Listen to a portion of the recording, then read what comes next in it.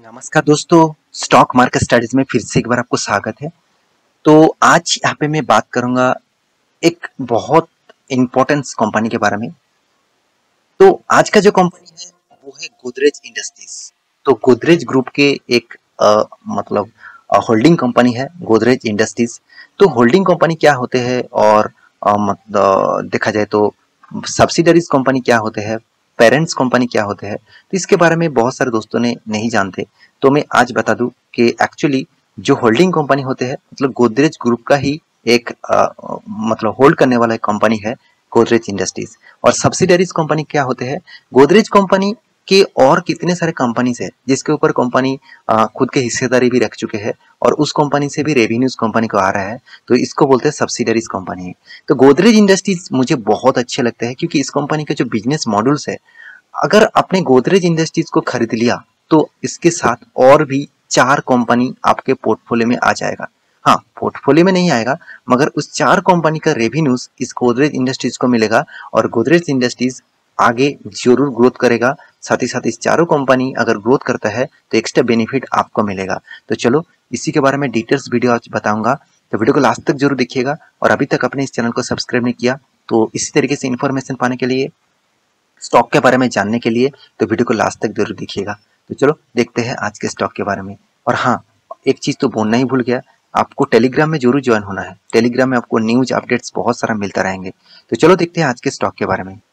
तो सबसे पहले मैं चार्ट पैटर्न के ऊपर आ चुका हूँ। देखिए, जब इस कंपनी के चार्ट पैटर्न आप देखेंगे तो इसका जो चार्ट पैटर्न है अराउंड 13,000% का रिटर्न, 13,800% का कंपनी रिटर्न दिया।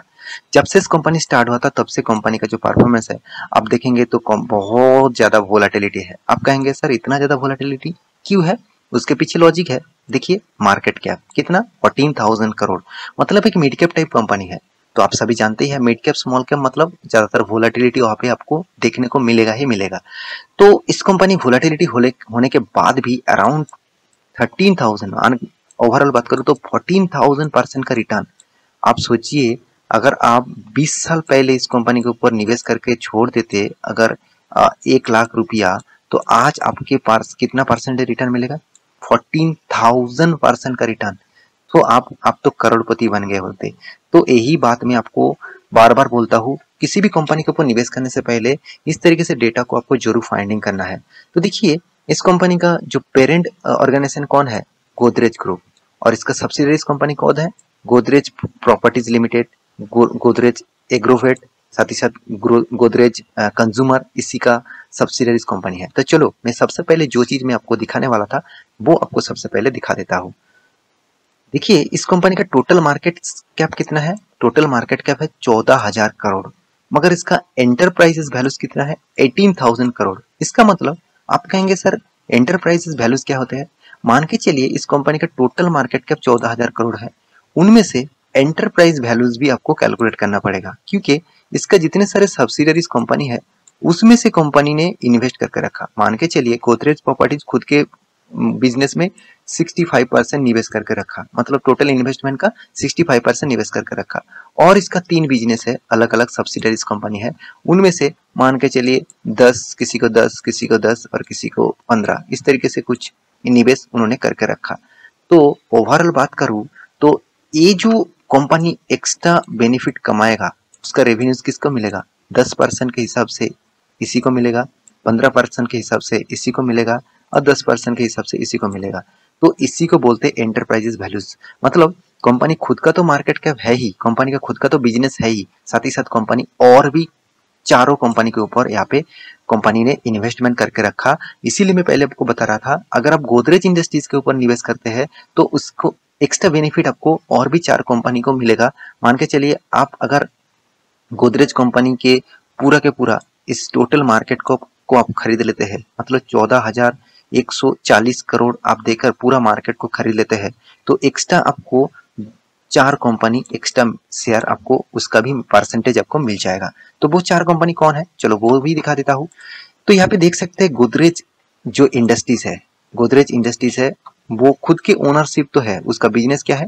केमिकल है। यहाँ पे देखिए ईस्ट मैनेजमेंट भी है, फाइनेंशियल एंड इन्वेस्टमेंट भी है। तो उसकी जो शेयर होल्डिंग है, मतलब वो जो दूसरों शेयर कंपनी के ऊपर निवेश कर रखे हैं वो भी गोदरेज ग्रुप का ही कौन सा है आप देख सकते हैं। गोदरेज कंज्यूमर प्रोडक्ट इसके ऊपर 23% होल्ड करके रखा। गोदरेज प्रॉपर्टीज जिसके ऊपर 47% होल्ड करके रखा। गोदरेज एग्रोवेट जिसके ऊपर 62% होल्डिंग गोदरेज इंडस्ट्रीज के ही है। गोदरेज कैपिटल जो फाइनेंशियल डिपार्टमेंट में है उसका भी 87% होल्डिंग इसी के पास है, तो आदास भी है। तो आप सोचिए, तो गोदरेज खुद के कंपनी ने तो गोदरेज इंडस्ट्रीज खुद के कंपनी के तो ऊपर निवेश करके रखे ही है, साथ ही साथ और भी चारों गोदरेज ग्रुप का ही कंपनी इसके ऊपर निवेश करके रखा, जो चारों ग्रुप फ्यूचर में अच्छा खासा परफॉर्मेंस करने का ऑब्वियसली अच्छा खासा कोशिश कर रहा है, जो फाइनेंस सेक्टर में भी है, प्रॉपर्टीज सेक्टर में भी है, एग्रोवेट सेक्टर में भी है, साथ ही साथ कंज्यूमर प्रोडक्ट के भी है।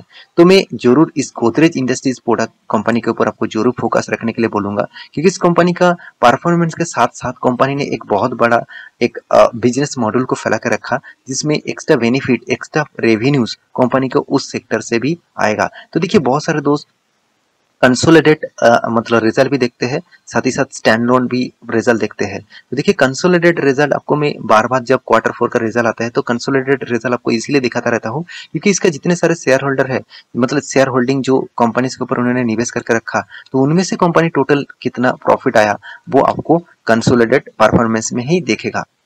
तो कंपनी के शेयर होल्डिंग पैटर्न के बारे में बात करूं तो आप देख सकते हैं कंपनी का जो गोदरेज जो फाउंडेशन है वो 13% होल्डिंग रखे है, आधा 6%, एफआईएस 9%, डीआईएस 4% और प्रोमोटर के पास कितना 67% होल्डिंग है। और यहाँ पे जितने सारे इंस्टीट्यूशन है वो इंस्टीट्यूशन कौन कौन है आप देख सकते हैं।